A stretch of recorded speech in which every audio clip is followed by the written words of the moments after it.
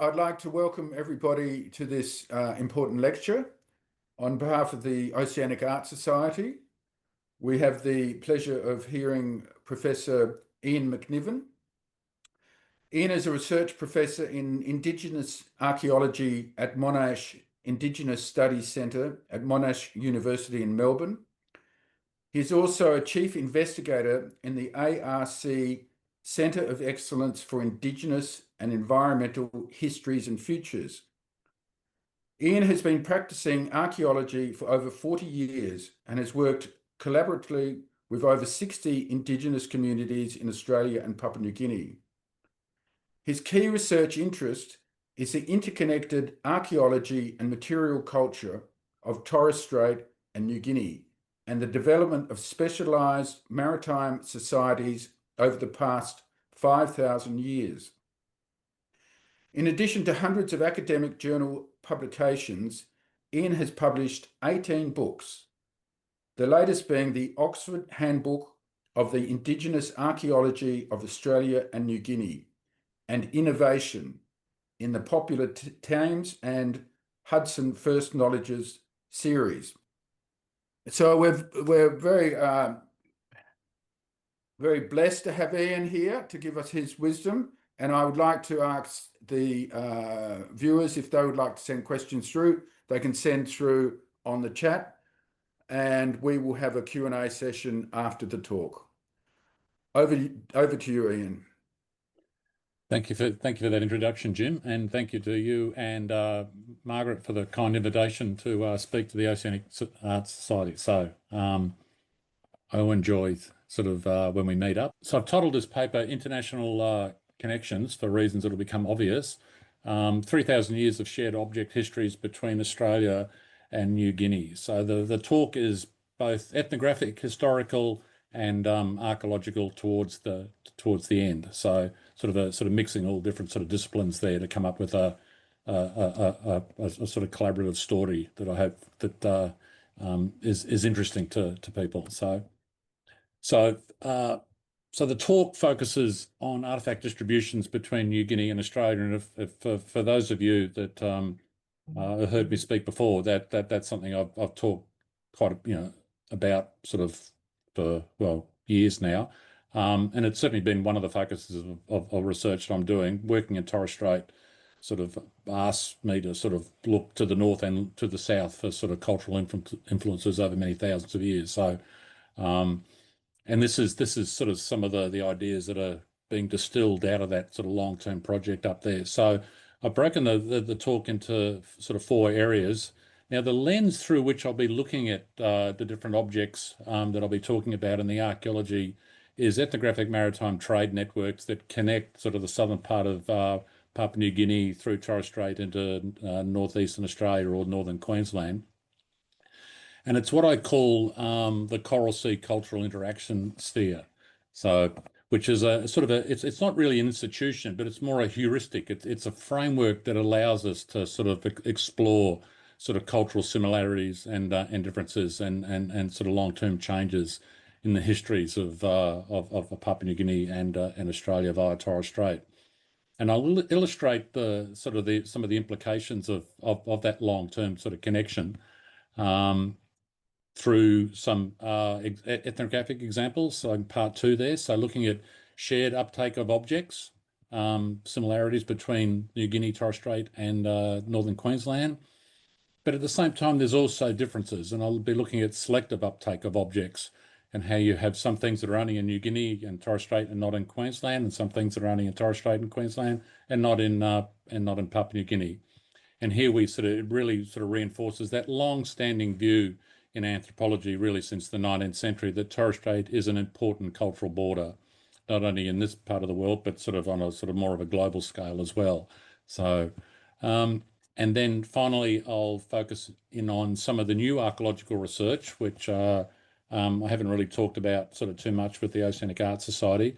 It sort of really goes back nearly 10 years, but there's been a lot of changes in the last 5 years that I want to bring you up to speed with, that shows that these sort of changes, this ethnographic framework of the Coral Sea Cultural Interaction Sphere, looks like it has a history of at least 3,000 years. And I'll give you an insight towards the last part of the talk about like how I know that and why I'm saying that.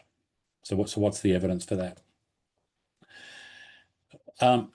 I have given a presentation before to the Oceanic Art Society in 2019. So some of you who know this sort of material from that talk, and also the paper that was put in the Oceanic Art Society newsletter, will be familiar with quite a bit of what I'm going to be saying. But there are certain tweaks and things that have really, over the last sort of 5 years, I mean, it's in a sense, it's not changing what we know. It's just really reinforcing what we know. So the more work that we do on this, the more it's really sort of solidifying that the notion of the coral sea cultural interaction sphere, it's the gift that sort of keeps on giving. It really other people who working sort of in North Queensland archaeology and including Torres Strait and also Papua New Guinea are finding it very useful as a lens through which to help understand sort of cultural changes in this part of the world and changes and similarities and differences in cultures across space and through time. So,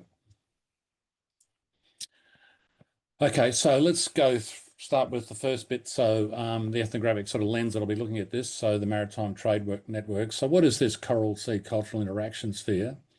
But as a backdrop, in a sense, most of the sort of European history of Indigenous Australia, particularly in the 19th century and early 20th century, presented Australia as an isolated continent. And then, in fact, it was the continent of hunter-gatherers, and in a sense, there wasn't a lot of cultural development here because of the long-term isolation of Aboriginal Australians to developments that are happening in other parts of the world.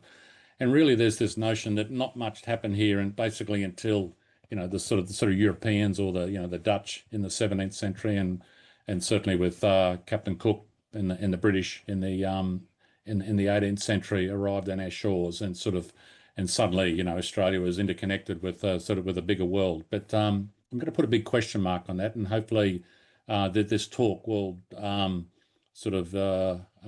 demonstrate that view needs to be put into the dustbin of history.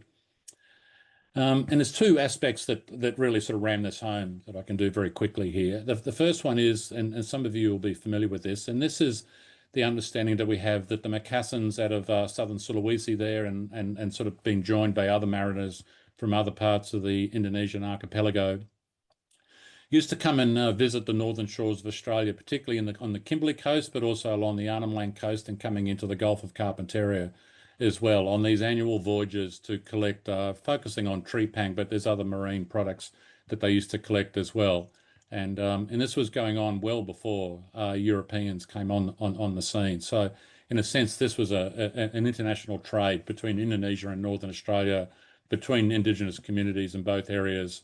And it really was on quite an industrial scale. And in fact, that image there in the top left, that's from the 1840s, showing quite a large scale Macassan trepang processing site on the Arnhem Land coast. I mean, this was quite a large scale operation, and there were hundreds of people involved in this.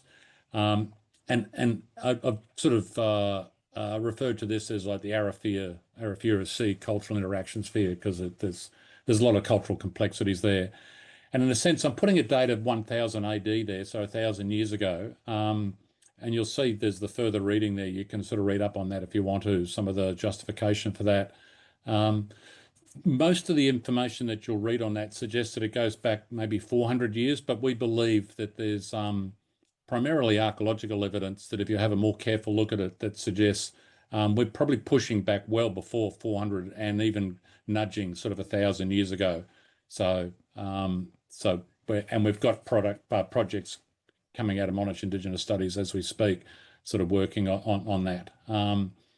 The other sort of dimension to this is what will be the focus of this talk, and that's over on the Coral Sea there, so between Papua New Guinea and Northern Australia. And it's what I've referred to as the Coral Sea cultural interaction sphere. And you'll see that I put a date of 3,000 years on that, and that will become clearer, like I said in the introduction, towards the end of the talk, where I'll show you the evidence that we have for that, evidence that really has or some of the most important evidence, particularly for the Queensland coast with pottery that we've discovered there, that's only come out in the last year or so. All right, so the focus is that what I call the Coral Sea Cultural Interaction Sphere. And what really is this? Okay, so the way I've constructed this is that I have identified, looking mostly at 19th century and early 20th century ethnographic information about trading networks along the southern coast of Papua New Guinea, through Torres Strait, and then sort of the northeast coast of Australia there, or the very northern part of Queensland. And what I've been able to identify, when you sort of piece it all together, that there are a whole series of maritime trading networks that extend from the right-hand side there, right across from Russell Island, going up into the Massam area with the Trobrians, across the southern coast of Papua New Guinea, into the Papuan Gulf, then coming down into Torres Strait, and then coming down that Queensland, the eastern sort of coast of Queensland there, down what looks like to Lizard Island. At least that's what some of the historical evidence was suggesting. But that last bit there is probably the most contentious part of the Coral Sea Cultural Interaction Sphere. And it's certainly been sort of the aspect of it that some of my colleagues have sort of questioned me a little bit on. But I hope that I can present some information in this talk that sort of really helps demonstrate that there is validity in that southern extension there. When you add it all up, all those black lines, you get something like 2,000 kilometres. So it is actually technically possible that, an idea in Russell Island can actually move along the coastline and end up at Lizard Island. Now, we have absolutely no evidence for that, but because of the great chain of connection that we've got there, it is technically possible that something like that could happen. So, and it's all based, like I said, on maritime trade networks. So we're talking about canoe highways, over hundreds of kilometres, and when you join it all together, you end up getting 2,000 kilometres. So that's the heuristic, that's the lens I'll be looking at for the interactions between sort of Papua New Guinea and Northern Australia, and how that got expressed in objects and artefacts, etc., both ethnographic objects, but I'll show you how we can push that back in time archaeologically.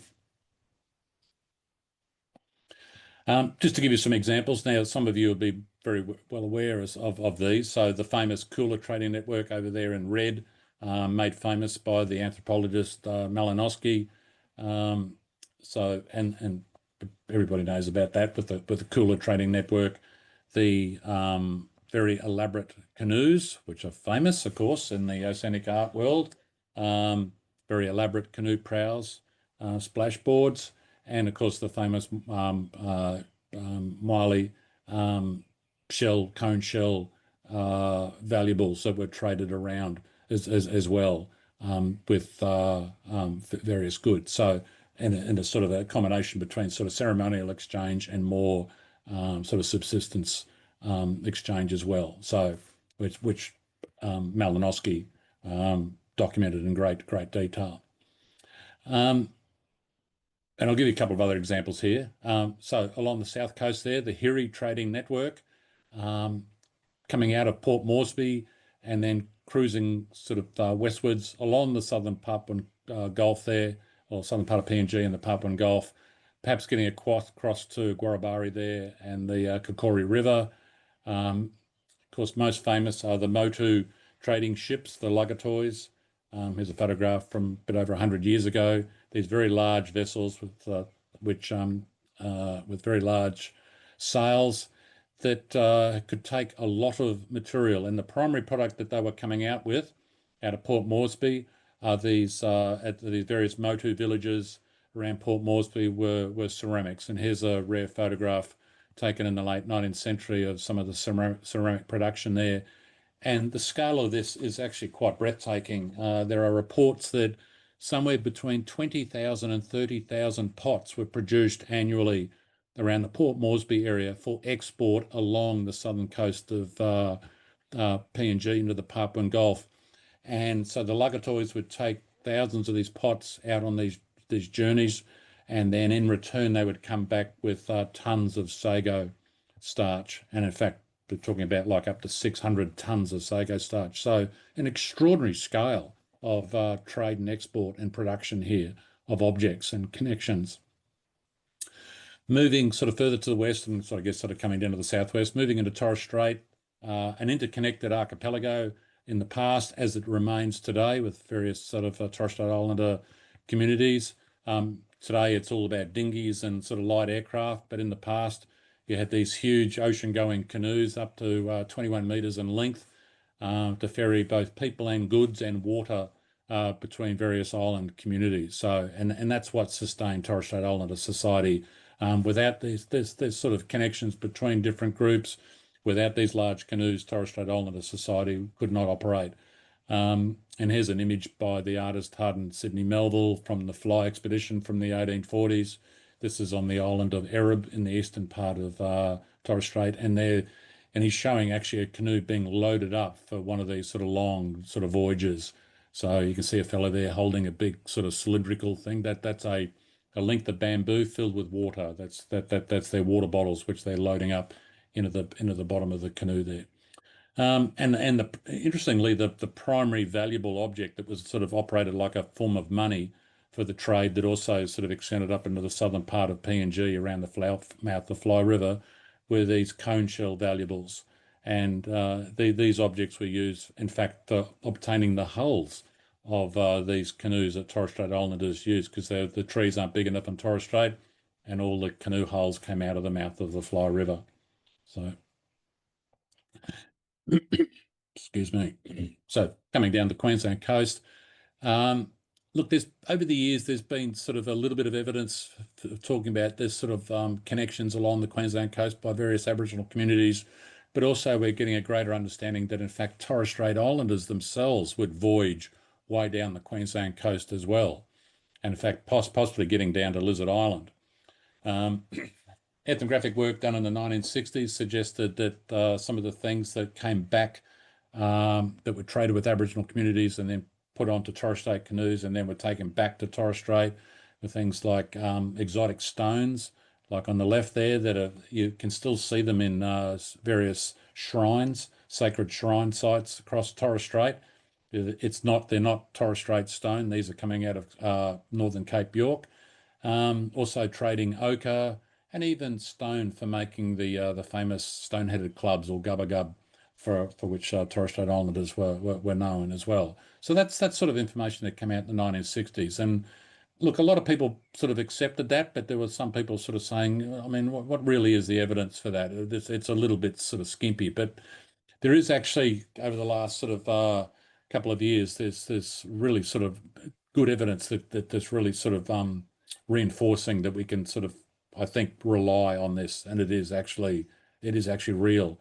And in fact, we can return to our old friend here, Harden S. Melville, the artist from the HMS Fly expedition, and this remarkable painting, which only came to light a couple of years ago, and is now in the collection of the National Gallery of Victoria here in Melbourne. And it's he talked about it in some of his texts, but nobody knew this painting existed apart from the family that used to own it. And it's a painting of a Torres Strait canoe around 200 kilometres south of Cape York, so along the Great Barrier Reef, witnessed by Harden Sidney Melville. And what he's showing is that this group of Torres Strait Islanders on this canoe, classic canoe with the double outriggers and platform, they're stopped off on Sir Charles Hardy Islands, and they're actually salvaging a European shipwreck. You can see remains of the wreck, the mast, and various other bits there. And they would basically go on these salvaging expeditions down the Great Barrier Reef, particularly for iron, and they would take that back to Torres Strait where they would use it. So in a sense, the European shipwrecks along the Great Barrier Reef became in a sense the hardship of Europeans became sort of Torres Strait Islanders put a positive spin on it, where these wrecks became in a sense temporary bunning stores for Torres Strait Islanders, but cruising hundreds of kilometres. Now, if you want to see that painting, there it is in the National Gallery of Victoria in Fed Square. As soon as you walk into the 19th century gallery, they consider it one of the great paintings of Indigenous Australians from the 19th century. So, but we're also getting some fascinating new oral histories coming through to reinforce this voyaging down the east coast, and it's coming through with some of the sea claim, native title sea claim work that's happening as we speak. And whereas some of that earlier information that I was talking about came out of the central islands of Torres Strait, now the eastern islanders, the Miriam, are starting to come through with some of the stories that they've held for many years of people cruising down, or their ancestors cruising down the Great Barrier Reef on expeditions to collect various objects, but also to there were sort of social relationships with various Aboriginal communities, including sort of marriage relationships, etc. And a nice example of some of this information, which we have now published, came through with Kapua Gutchin, who is photographed here.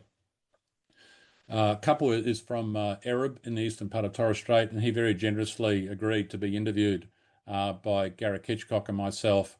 Garrick is a native title anthropologist, and we've written up the results of that interview, and along with sort of a bit of context in the National Gallery of Victoria Art Journal, when you've got the reference there if you want to sort of read more into that. So we're pretty happy that sort of southern part of the Coral Sea Cultural Interaction Sphere is actually is real. Okay, so let's have a look and see how some of this gets expressed through various ethnographic objects. Now, I have spoken a bit about this before, so but I just want to reinforce that the more work we do on it, the more it really is sort of looking like this pattern is coming through very strongly.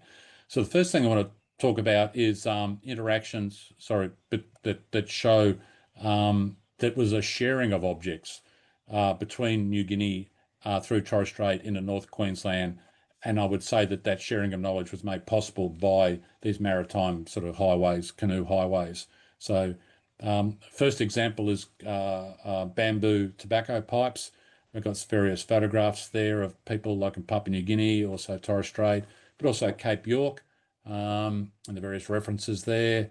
And you've got examples of the objects on the right there as well. So how does that plot out?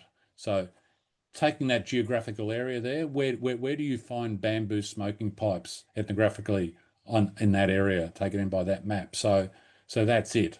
So most people, when they sort of think of bamboo smoking pipes for this part of the world, they think it's Papua New Guinea, but in fact, there's a lot of black dots there across Torres Strait and coming down Cape York Peninsula as well. So everybody is on the sort of same page here. There's many ways of smoking tobacco in this part of the world, but interestingly, everybody wants to be on the same page and use these large sections of bamboo to smoke tobacco. So on the same page. So the Coral Sea Cultural Interaction Sphere is providing a mechanism for the sharing of this knowledge.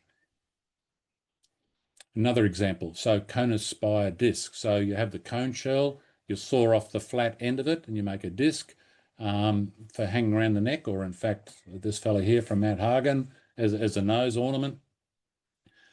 You also get them in Torres Strait, photographed there, but also Aboriginal people from Cape York Peninsula also wore these discs. And here's some examples there, you get various museum examples.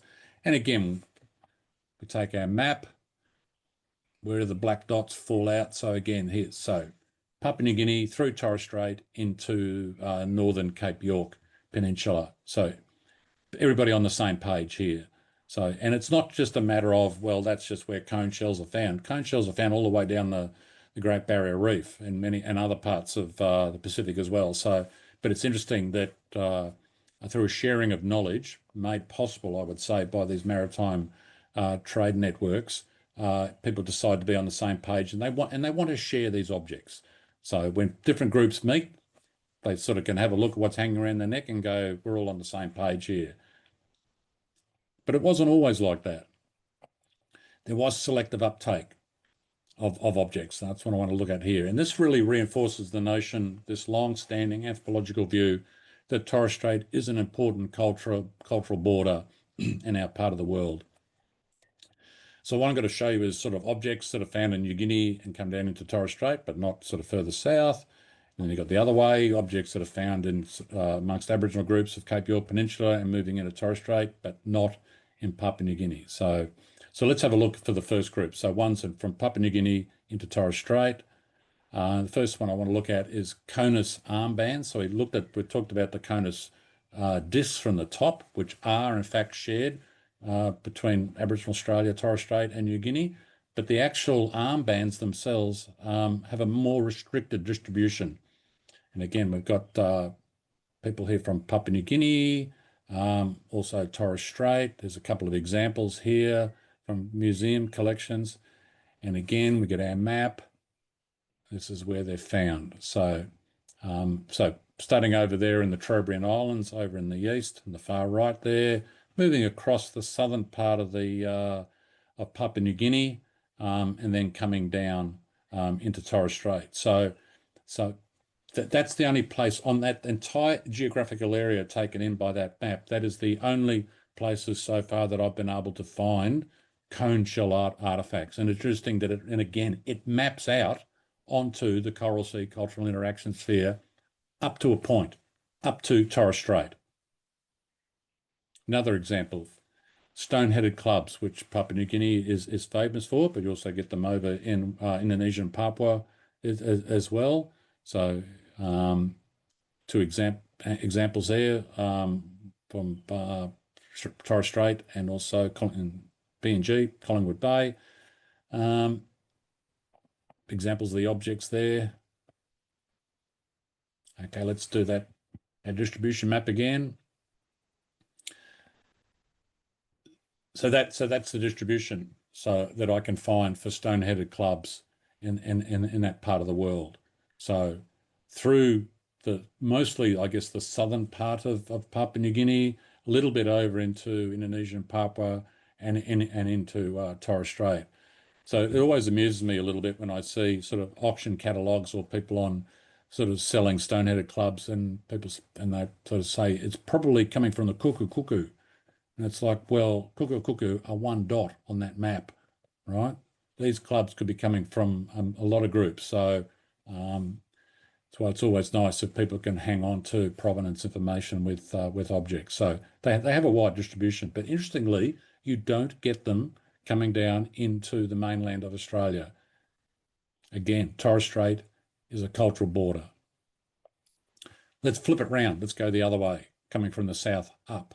So what do we get with Aboriginal people and Torres Strait Islanders?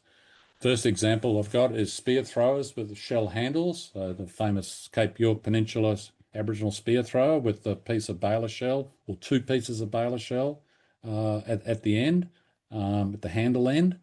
So I've got a rare photograph taken by the famous Cambridge anthropologist Alfred Haddon on Badu Island in the western part of Torres Strait. And this image here from Cambridge Anthropology Museum from Cape Grenville. And again, let's do our little distribution map. And there you go. So the northern part of Queensland up into Cape York, as we all know, and then a few examples that have been recovered from or collected and people have been observed using in the late 19th century in Torres Strait, but not going into PNG.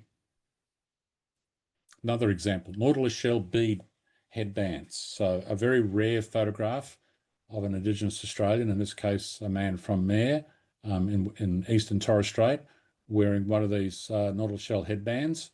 I can't actually find a photograph of Aboriginal people sort of wearing them, but we know that they were used by Aboriginal people because there's numerous examples in museums collected from Cape York Peninsula. So got a photograph there of one from Torres Strait and the one from Cape York in the Australian Museum in Sydney. Again, do our dots. So there's the map. So mapping out there, as you can see. So, and again, so Torres Strait is the border there. And again, we can't say it's got to do with raw materials because Nautilus shells are found all through that whole area of that map. So it's just something very distinctive that people in Torres Strait and Aboriginal people decided they wanted to be on the same page here, but Papua New Guinea, Melanesian peoples and Papuans sort of said, that's not for us. But other objects, obviously, they did say that was for us. So, so here we go. So we have the map there, the Coral Sea Cultural Interaction Sphere with those various sort of maritime exchange networks all connecting up over 2,000 kilometres. And just a sort of a summary there of how that got expressed with ethnographic objects. So you got the map on the left there with the bamboo pipes. This is a recap. So everybody decided they wanted to be on the same page here with bamboo smoking pipes. So sharing that idea. But when it came to things like, well, let's give an example, like a dog-tooth body adornments, it's another example I threw in, only found in Torres Strait and Papua New Guinea, but so it's selective. No doubt Aboriginal people would have known about these because of their part of this exchange network. They knew about bamboo smoking pipes, and they took them on board. They knew about cone shell discs. They wanted to make those and wear them around their neck. But when it came to dog tooth adornments, they said no. And again, it's not a raw material thing. Plenty of dogs, plenty of dingoes in Australia, but no, that was not for Aboriginal people. So, and then you get the spear throwers coming up the other way from things that are used by Aboriginal people and Torres Strait Islanders, but not Melanesians or Papuans. So what I think we're seeing here is sort of 2 points to make from these maps. People are exercising choice in the uptake of objects, cultural choice, because I think the Coral Sea Cultural Interaction Sphere allows us to sort of say that there was a sharing of ideas across vast geographical areas, and people are being selective, or can be selective, or they can decide to be all on the same page and share. And I think those maps sort of show that. But the other thing that comes through again is it's reinforcing this long-term anthropological idea that Torres Strait is an important cultural border, but not always, right? So the bamboo pipes certainly tell us that. So, all right. So in the final section, how am I going for time? Pretty good. I want to talk about some of the new archaeological research that I've been heavily involved with over the past, well, really it goes back over 10 years, but probably the most profound results for us in Australia have come out, been released to the public in the last year or so.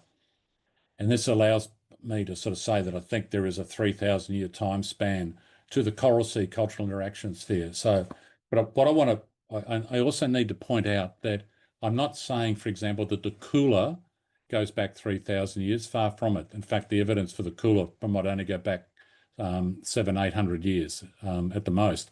But there are earlier forms of these exchange networks, because the way you would draw the arrows now, like you see on the map, is probably going to be a little bit different to the way we would draw that map with the trade networks and the arrows, say, from 1,000 years ago, or 2,000 years ago, or 3,000 years ago. But what I can show is that there was a sharing of knowledge through this, what I call the Coral Sea Cultural Interaction Sphere, over the past 3,000 years. So how can I say that? Okay, so what's the archaeological evidence we've got here?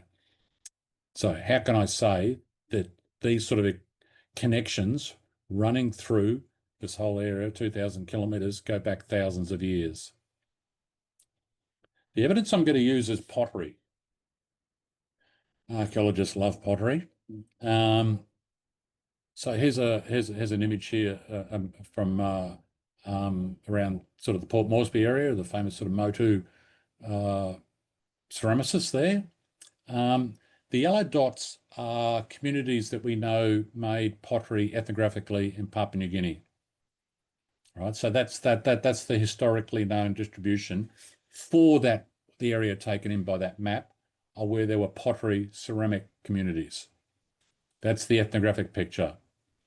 Now let's add in the archaeology for sites where excavations have revealed pottery that goes back between 2,500 and 3,000 years ago.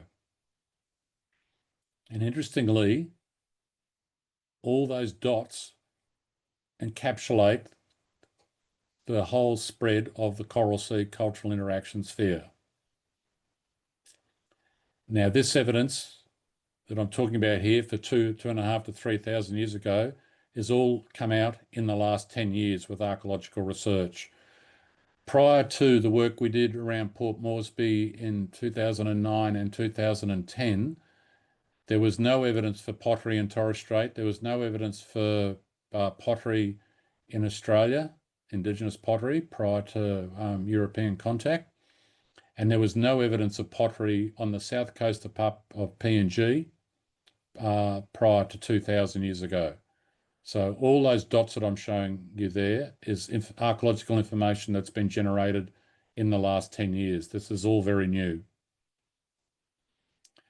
So I'll start by just giving you a brief introduction to what I'm talking about there. How do we know this? Well, so let's look at the south coast of Papua New Guinea. And what we've found is that we busted through that 2,000-year barrier with the work we did around Caution Bay, just outside of Port Moresby, a bit over a decade ago. And we ended up pushing the pottery tradition in the Port Moresby area back nearly another 1,000 years to nearly 3,000 years ago. And that pottery has very distinctive designs on it. And you could see the image there with the different designs on some of the sherds. Those designs are classic Lapita pottery. And as some of you will know, Lapita pottery and Lapita peoples are the first sort of peoples to move out of the Bismarck archipelago into the western part of the Pacific, starting a bit over 3,000 years ago. And they get out to sort of Samoa and Tonga and lay the foundations for, well, a whole range of different communities, whether it's Fiji, Vanuatu, the Solomon Islands sort of communities as well. So the earliest peoples are the Lapita peoples. And everybody used to think that they just sort of basically headed east out into the Pacific. There was no evidence the Lapita people actually came back towards Australia. And there we've picked it up. There's me from a bit over a decade ago excavating a half of a Lapita pot. That particular example didn't have decoration on it, but other sherds do have the decoration. And there was a wonderful example where one of the colleagues, who was a Canadian archaeologist I was working with, who did his PhD in Tonga, and he was saying that he excavated one of the sherds and he looked at it and he said to me, Ian, that pottery, that particular design on there, that could have come out of my PhD for Tonga.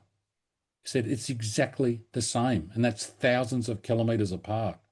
He said, that is exactly the same. Not like it looks the same. It is exactly the same. And we just went, bingo. Okay, we've got these people. They did come towards Australia. And there's a whole series of sites now, those pink dots along the south coast of PNG, where we now have confirmed there is a Lapita presence on the doorstep of Australia between around 2,500 and nearly 3,000 years ago. And then we move into Torres Strait, and there's two places here. Mars Cave are in the western part of Torres Strait, where in fact, before we did the work, before we discovered Lapita on the south coast of Papua New Guinea, I found some pottery in a cave on the island of Pulu with the Gumagol, working with the Gumagol community back, well, goodness, over nearly 20 years ago, or over 20 years ago now. And I thought that pottery dated to 2,600 years ago, but very few of my colleagues believed me, because they said, I said, Ian, how can you have pottery 2,500 years ago in Torres Strait when all the pottery in southern Papua New Guinea is only 2,000 years old? And I said, well, I believe my dates, so clearly you're wrong. You just haven't found the old pottery in southern PNG. So when we found the Lapita pottery on the south coast, going back to nearly 3,000, that made me a very happy chappy. Since then, there's that date has been confirmed of around 2,600 for the Pulu pottery by very interesting work done by a team led by Duncan Wright, who's an archaeologist at the Australian National University. Duncan's got a big team there, and particularly working with Emily Nutman, who's done some very nice sourcing work on similar pottery that they've excavated in the Murray Islands of eastern Torres Strait, and it too dates back to 2,600 years ago. Now, none of that pottery, even though it overlaps with the chronology of Lapita on the south coast of PNG, none of the pottery we found in Torres Strait has Lapita designs on it, even though it overlaps with the end of Lapita. So we can't say it's Lapita, but it certainly looks like it is somehow related to those Lapita peoples coming along the south coast. It has to be. And lastly, this is the biggest surprise. I mean, all those have been surprises and have rewritten sort of Melanesian archaeology. But this one is rewritten what we know about Indigenous Australians. So this is work that has been done on Lizard Island with the Dingal community, Lizard Island or Yigaru. And here we are excavating a bit over, what, 5-7 years ago, a very large shell midden that went down nearly 2 metres, and about 70 centimetres down there was a zone over about 20 centimetres that had pottery sherds, earthenware pottery sherds. Here's a couple of them here, various views of them. A little bit of design there on the rim. You can see that sort of perhaps fingernail impressed along the rim there. Certainly we wouldn't say it's lapita. Now, we've had a lot of trouble trying to radiocarbon date this pottery for a whole range of complex reasons, but we're pretty happy that it dates somewhere between 2,000 and 3,000 years ago. That is 600 kilometres down the Queensland coast. We have pottery. Now, our first thought was, look, it's probably part of what's happening in southern PNG with lapita and Torres Strait. And let's get some sourcing work done on it. And I'm sure the minerals are going to show that it's made in Torres Strait, or probably more likely the minerals come from Papua New Guinea, and these pots have been traded down the Queensland coast. To our utter surprise, the minerals in this ceramics are all from the local granites around Yiguru or around Lizard Island. And this is work done by this person here, Glenn Summerhays, who's a renowned archaeologist who's done work, is most famous for his work on sourcing lapita ceramics in Papua New Guinea, etc. So Glenn knows pottery for Papua New Guinea. He's also worked on some of the Torres Strait material as well, and he said it's nothing like that. He said when you look at the minerals, they are classic for around that part of Cape York.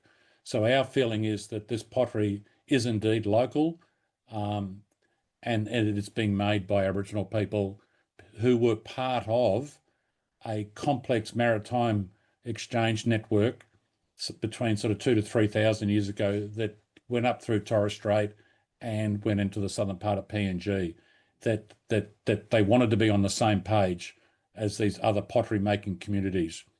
But it lasts only for, well, we're not quite sure, but it certainly lasts for a few hundred years, and then it stops. So, and things change.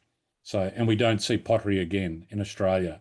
But there was a period there on Cape York Peninsula where Aboriginal communities were part of the very earliest Melanesian tradition of ceramics, but they decided that after a number of generations that wasn't for them. But extraordinary. We have Aboriginal people, as far as we're concerned, making pottery 2,000 to 3,000 years ago on Lizard Island or Yiguru, 600 kilometres down the Queensland coast on the northern part of the Great Barrier Reef. So based on that archaeological information, I'm pretty happy to say that I believe that the Coral Sea Cultural Interaction Sphere, or at least they're perhaps in a different state in terms of the nature of how you would draw those arrows, has existed for at least 3,000 years. That there's been connections right through northern Queensland, through Torres Strait, across the southern part of PNG, and the pottery is telling us that. So this sense of Australia being an isolated continent, which was that sort of 19th century sort of view until Europeans came on the scene, we can well and truly sort of throw that out the window now, because we have perhaps back 1,000 years with the Macassans sort of coming to Northern Australia, and then I would say at least 3,000 years ago with the Coral Sea Cultural Interaction Sphere. So we've had, in a sense, we can make these sort of conclusions to end up with that maritime canoe highways allowed international sharing of ideas between New Guinea and Australia via Torres Strait. Second, that the movement ideas saw shared uptake of some objects. We saw that like with the bamboo pipes, and selective uptake of other objects such as like cone shell armbands and spear throwers, etc. That people exercised agency and choice to share or reject objects. So even though there was sort of movement of ideas throughout the Coral Sea Interaction Sphere, some objects, ideas ended up being shared by all groups, other objects not. People are exercising choice here. So they might go, look, we know about that, but that's not for us. And a great example of that is the pottery that we have with the Dingle, the ancestors of the Dingle using on Lizard Island, where they went, you know what, that pottery is for us between 2,000 and 3,000 years ago. But after that, they went, no, we're going to put our efforts into something else. So the fourth point there is it reinforces that long-standing anthropological view that goes back to the 19th century that Torres Strait is an important border for object distributions, an important cultural border, and it still is. That these processes have been operating for at least 3,000 years. The pottery is telling us that. That's the hard evidence, hard archaeological evidence, which has come through in the last few years. And probably the really big picture sort of takeaway message here is that Australia is not isolated internationally, or was not isolated internationally prior to European contact. And we're seeing that with both the Macassans coming down, perhaps goes some form of interactions with Indonesians going back perhaps 1,000 years. And then we have the Melanesian sort of connection through Torres Strait, Papua New Guinea and North Queensland, going back, I would say, from what the pottery evidence of at least 3,000 years that Australia has been connected to the outside world. Thank you. Well, thank you, Ian. That was brilliant. It's fantastic to see such a well argued and documented analysis, because we do tend to see things in the colonial boundaries. Our thinking about countries and cultures and people, even pre-contact, pre-European civilization, we tend to think that within our own sovereign boundaries, rather than these complex sort of interconnections that you've really beautifully described. The thing I'm interested in, this period of going back 3,000 years, given that the Indigenous people have been here by some counts up to 65,000 years, and also that the land masses between Papua New Guinea or New Guinea and Australia were connected in the last ice age, say 10,000 years ago. Are there echoes of that interaction from 10,000 years ago? Why did this all start, in your reckoning, sort of 3,000 years ago and not before then? Yeah, very good question, Jim. Look, as you nicely state, yes, I mean, prior to the formation of Torres Strait, somewhere between sort of 9,000 years ago, yes, it was one landmass. So, and there could have been sort of connections along the coastline earlier on. Unfortunately, those coastlines are now out to sea. So the evidence that might exist is now under the water. But presumably it's not just sort of maritime connections, there would be inland connections as well. But there's been so little archaeological work done on sites that are sort of older than 8,000 years in that area, that sort of southern PNG coming into Torres Strait, and also sort of that sort of northern Queensland area that we just don't have the archaeological evidence at the moment. So, but we're looking for it.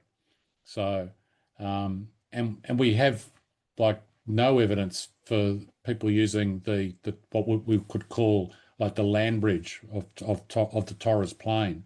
There must have been people there. I mean, there's rivers running through the area at lower sea level. You can still see the shadows of those rivers on the seabed with the bathymetry.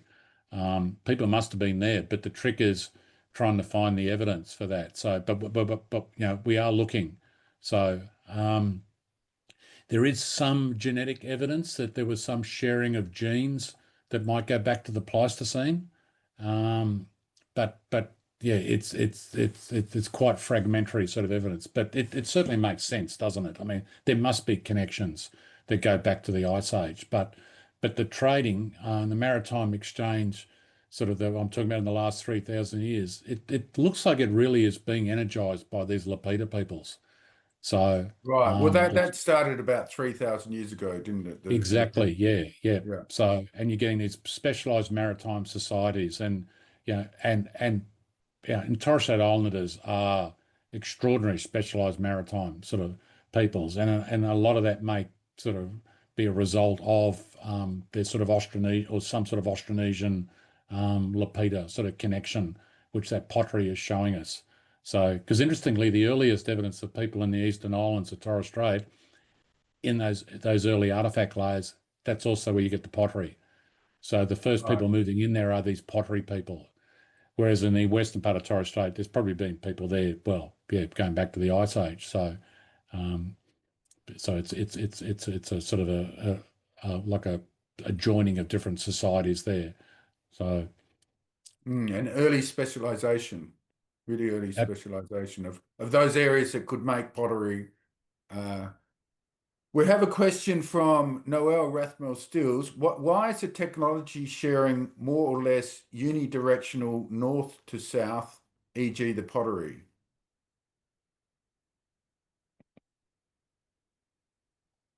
the pottery certainly looks like it's sort of north to south.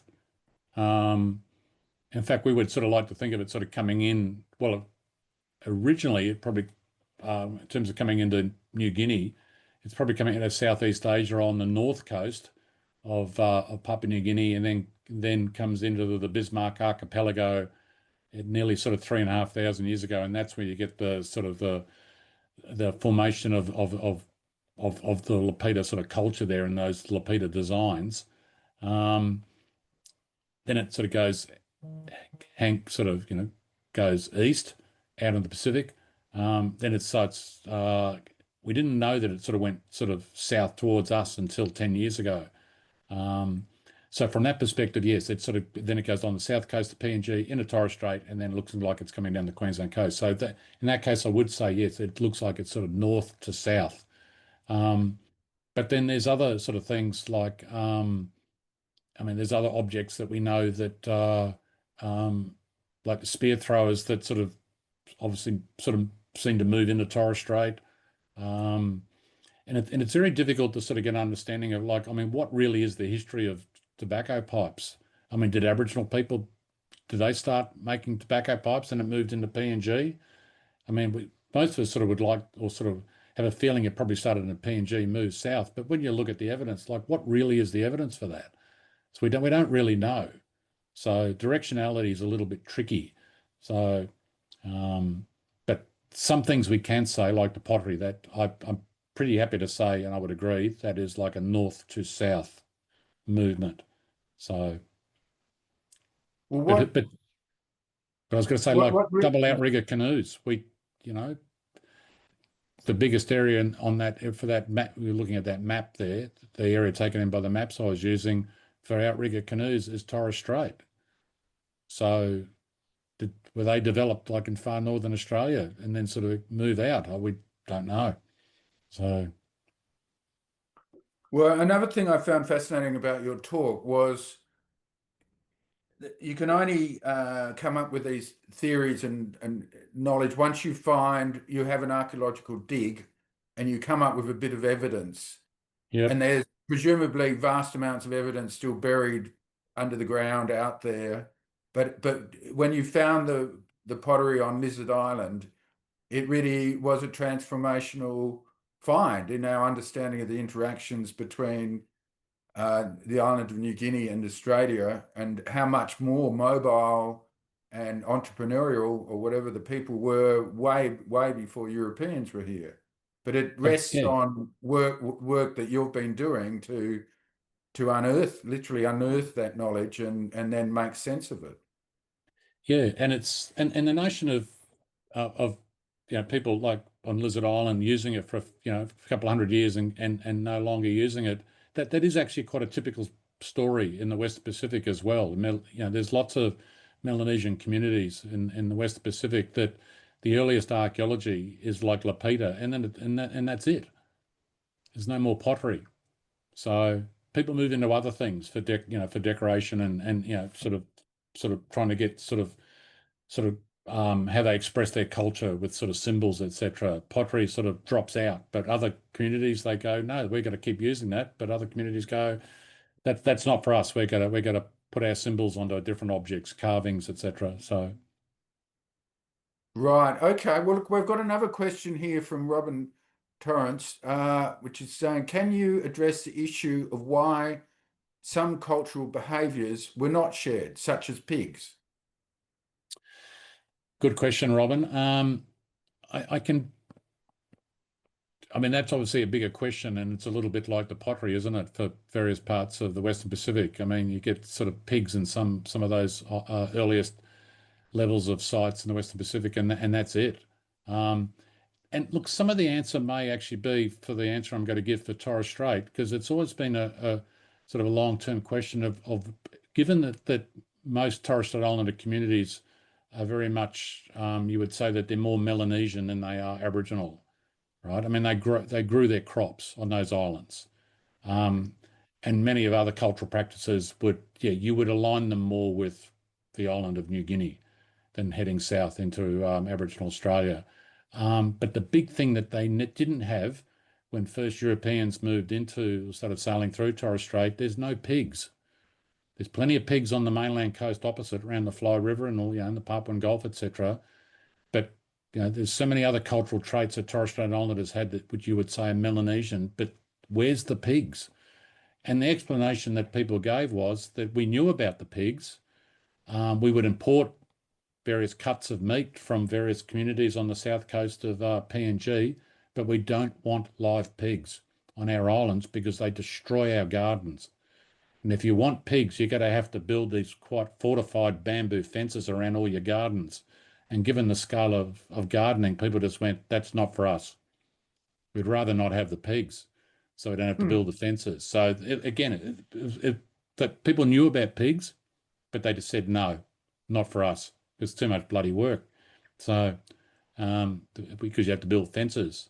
So, with missionaries coming in the 1870s, they decided to bring in pigs, and everybody complains because the pigs are digging up their gardens. So, people have to start building fences around their gardens. So, and we've seen it over the last 2 years where, well, when I first started going up the Torres Strait in the 1990s, people had pigs, but yeah, not so much now. That's pretty much gone again because they're too much trouble. So Too much trouble. They keep you awake at night too. and they Uh, carry Japanese encephalitis, which is another. all right. Well, look, I think we've all been very. It's been a treat to hear you and to see the diagrams, and obviously your work is still continuing. It's literally is groundbreaking work in our understanding of the pre-European societies. And I know when you discovered or your team discovered the pottery on Lizard Island, that was a major media event because it did transform our thinking of Aboriginal culture, because it had always been declared that there was no pottery in traditional, and whether that turns out to be a broader trend or in the past, then we're sort of entrusting you to find that out, Ian. Yeah, well, we found it 600 kilometres down the coast. I mean, and this is the work that I'm doing with Sean Olm at James Cook University. We found it 600 kilometres down the coast, but yeah, there's got to be other islands in between Torres Strait and that Lizard Island, Yugaru, that have it. It's just it must be there. But I think that's a job for younger people, Jim. So I know yeah, you've got a few future years left in generations. you, Ian, yet, so we're all waiting eagerly. Okay, well, thank you very much on behalf of the Oceanic Art Society for that fascinating lecture. And we have congratulations on our chat box, and it's been really appreciated. Thank you, Thank you, Ian. Jim. Yeah, and thank you for the invitation. I greatly appreciate it. So, and thank you everybody for turning up.